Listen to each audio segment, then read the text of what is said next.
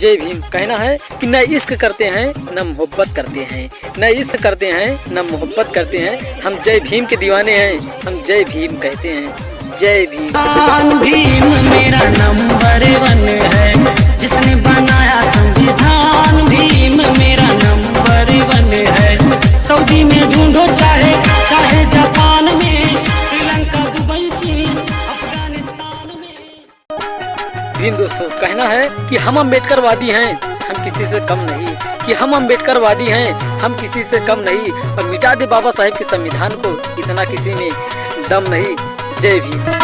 हो भीम के भजनिया चला पिया कैला ना, भीम के भजनिया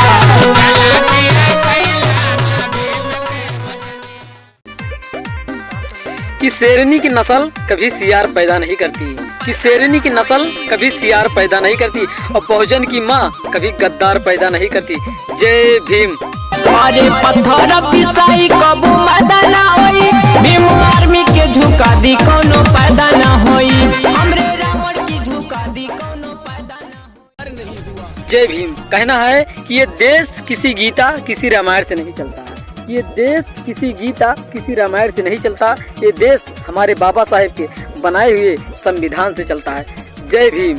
मोबाइल नहीं सिम के बिना, जैसे चलती मोबाइल नहीं सिम के बिना। जय भीम वैसे भारत ना चलेगा बाबा भीम के बिना।